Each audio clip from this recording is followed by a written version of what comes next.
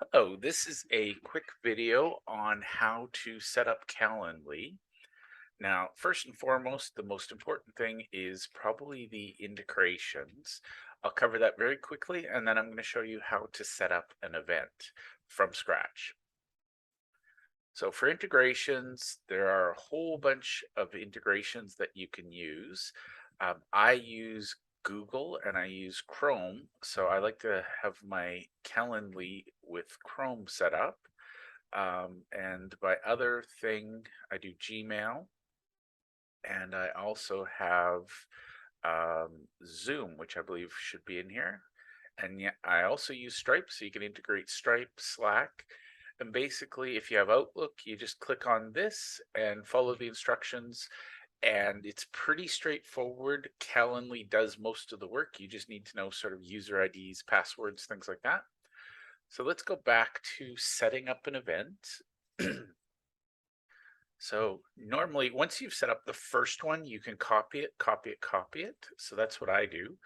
Um, but you can create it from scratch. So usually you can schedule a different thing. You can do something with team. We're just going to focus on a one-off meeting. So for my coaching clients, we're going to show how to set up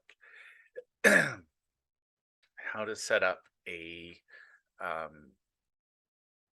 sorry, they've changed the interface. We're going to show you how to set up a clarity call. Okay. Okay, so let's go back. Nope, we don't want a one-off meeting. That's new, by the way. So we're going to create an event type. So as an example, and it depends entirely on you, but for a clarity call, I do one-on-one, and let's keep life simple. Let's do the one-on-one. If you want to schedule groups and round robins, a group would be one person schedules with many. A collective is you can let people pick a time when they're available. And then the round robin is if you've got multiple employees, say you have a sales team and one person is available, that person gets booked first and then the next person. We're going to do a one-on-one for the clarity call. As I said, we'll keep this simple. And we'll try to spell clarity call correct. So the event type, I usually just call it clarity call. You can call it whatever you want. Now, this is where integrations happen. I've integrated my Zoom, but as you can see, you can integrate with Microsoft Teams, WebEx, GoTo, Custom. I usually just do Zoom. If you want simplicity, you can do phone call or in-person meetings. It's entirely up to you. Pick your option that works best. And again, you can add choices. So maybe we give them a choice. And you could say, for a phone call, will you call them? Will they call you? And so on. So the next thing is you just put in some instructions. Here is what we will cover. And you sort of lay out what's going to happen on the call so that we will discuss our offering. We will determine fit. We will decide if we should work together. Something like that. Give them some clarity so that it's not just a call.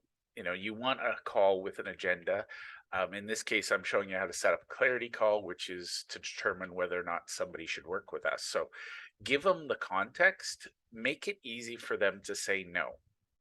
And what I mean by that, we don't want people running around saying no to us all the time, but I'd rather have a hard no today than a long maybe that eventually leads to a soft no, where they just disappear.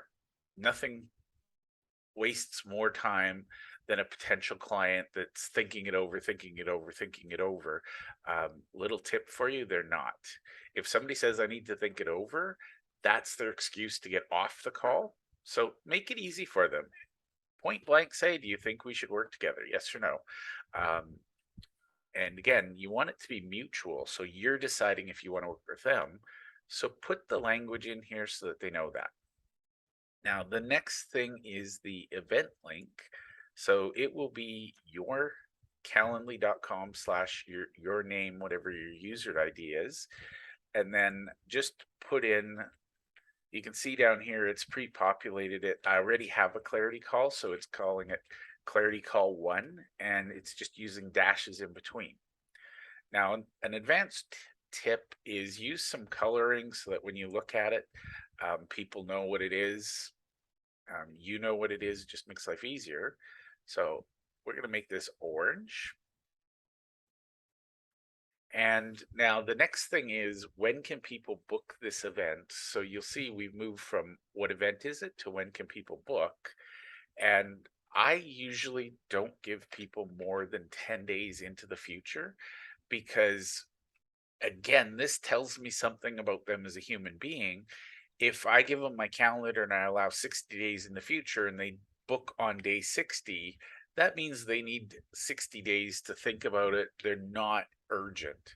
So this is a filtering process. You decide how you want it to work, but I'd rather have an empty calendar where I can do other things than have a future calendar filled with hope that will never come. So I usually do 10 calendar days. You can set it for business days as well.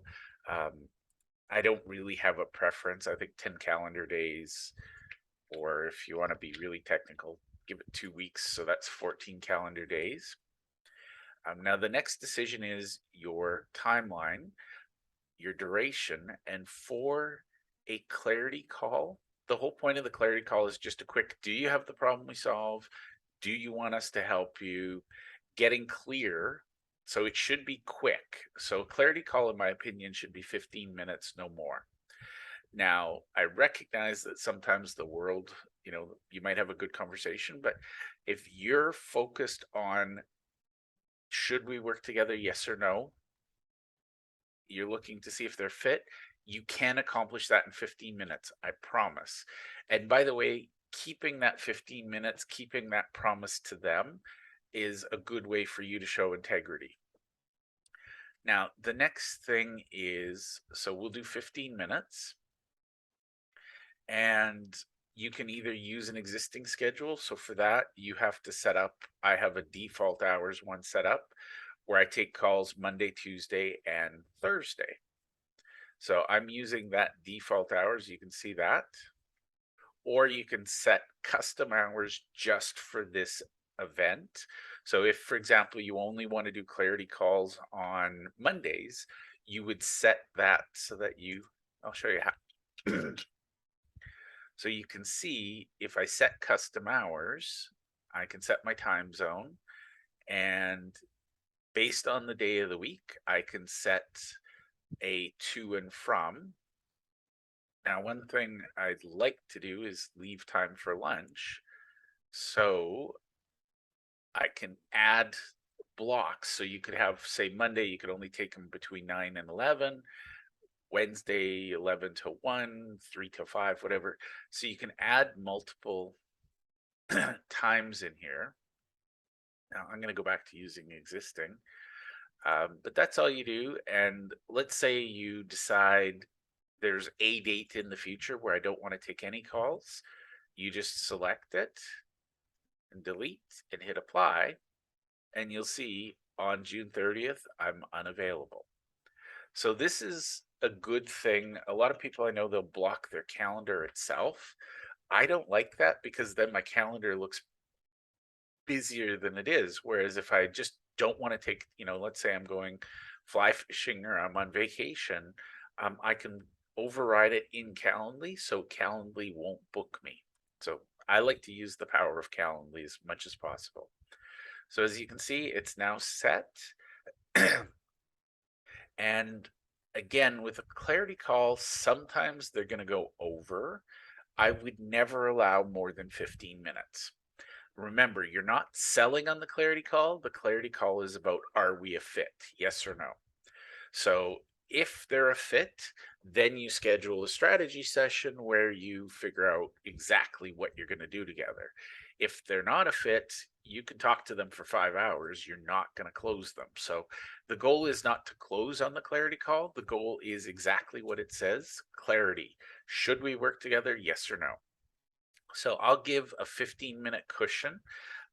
Maybe you want 30 or 45, just so you have some time afterwards to make some notes, whatever suits you.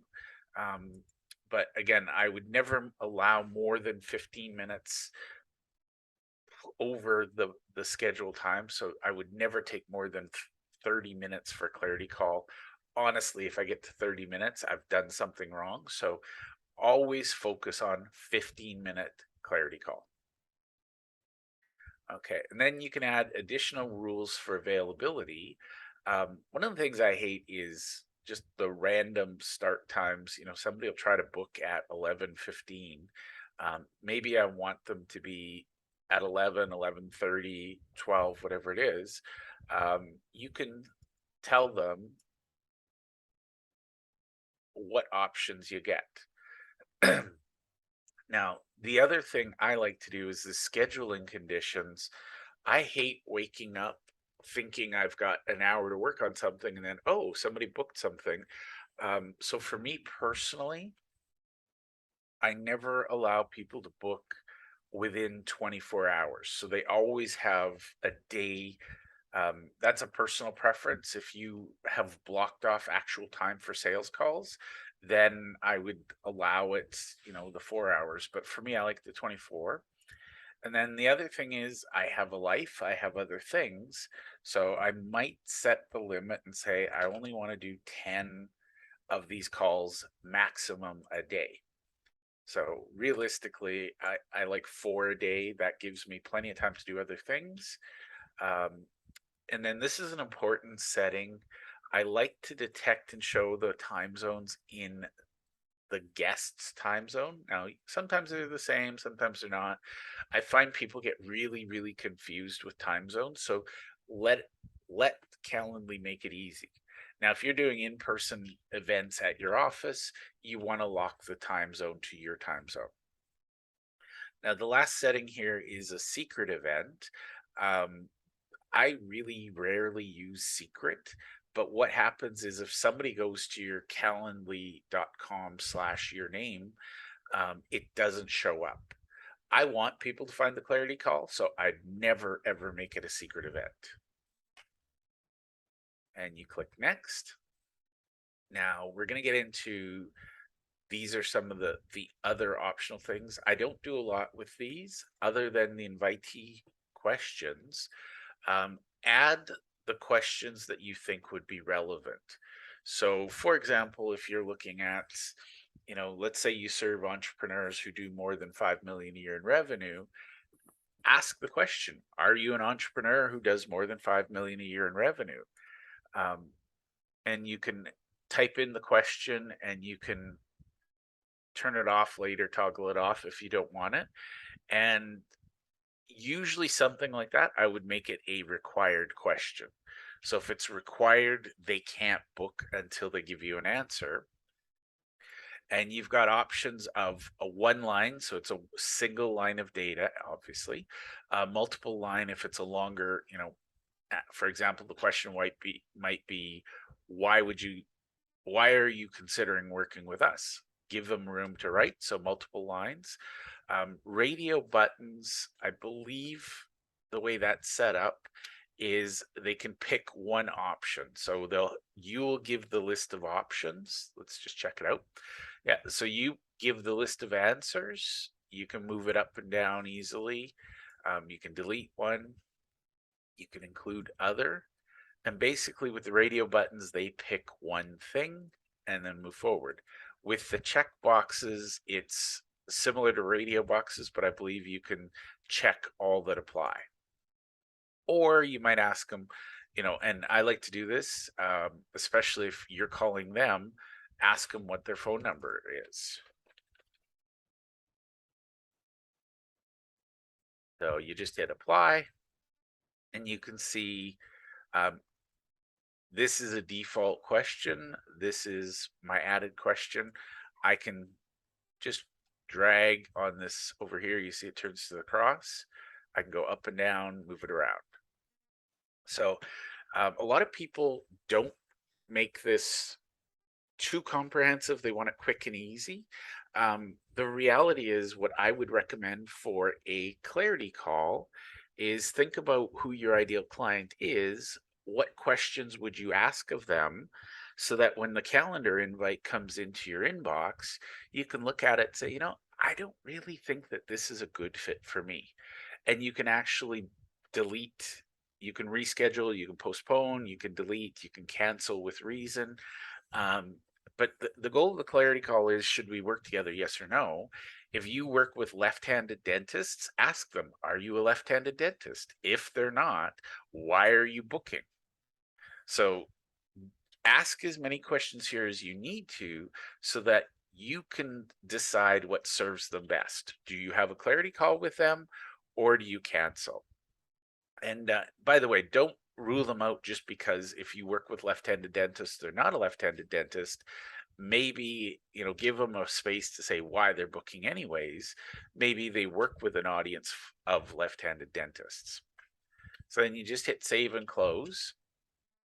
And you can see up here, my event is on.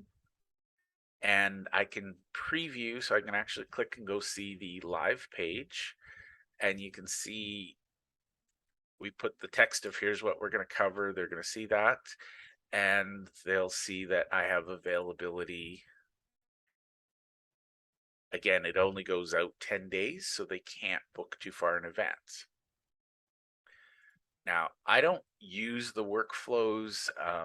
You can, so you can send emails, thank yous, things like that. I honestly haven't had the desperate need for it. Now with my podcast, I think I may implement the workflows. That's step 2, but honestly, I don't need that complexity yet. Now just click into these. I like to send a calendar invite, and I'm using my calendar. You can switch to email confirmations. You can personalize this. So mine shows up as their full name, my name, and this is what it looks like. So they get an email with their questions and answers. You can turn on emails. For some reason, oh yes, normally I have it on. I haven't set it up, that's why. So we might want to send them an email. We might want to send them an email afterwards. So this will send them a reminder before. And actually, this is a good feature. I forgot to mention this. So I'll usually send an email reminder 24 hours before, and then you just click add another reminder and send 1 hour before. That way they're not looking for it. It pops up. It's handy. Just make it easy for them. So I like to send email reminders. Again, you can do email follow-up. I'm not that organized, so I usually don't, but I should. And if you use text a lot, you can actually have them receive a text. And I would probably do 24 hours before and 1 hour before. So that's the notifications. The confirmation page, you can customize this, or so you can either have them stay on the Calendly page saying thank you for scheduling, or you can redirect them to your homepage. Personally, I just use the default. And then there's an option for them to schedule another event. I usually use that because they might want to schedule something else. In this case, it's kind of doesn't matter.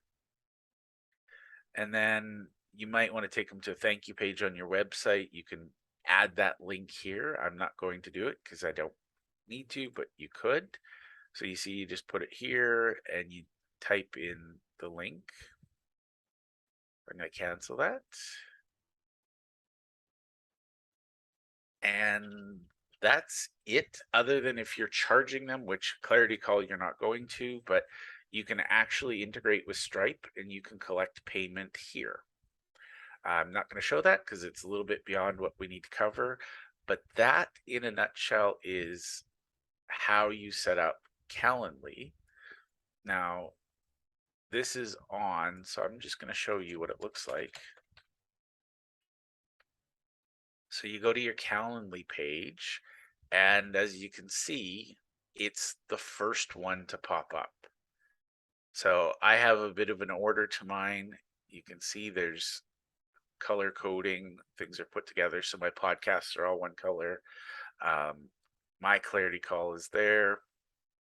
I have free sessions, I have strategy sessions.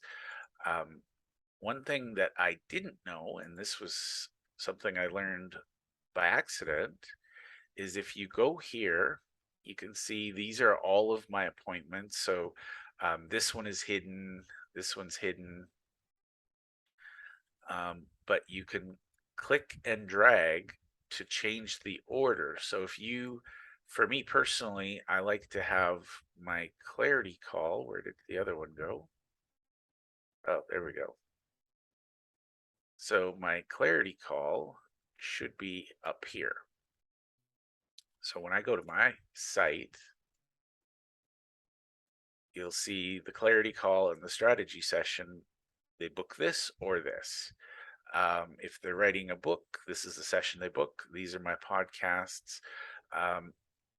Now, if for some reason you want to share this and it's not showing, you just need to go here and you want to turn it on or off. So you see when I turn it off, it grays out. Here I turn it on and then it's live again. Now, once you've created the first one, keep your life simple. You can click on this little gear and you can clone it. And then you just have to go in and change the things you want to change. So that is how to set up Calendly quick and easy. I hope that helps.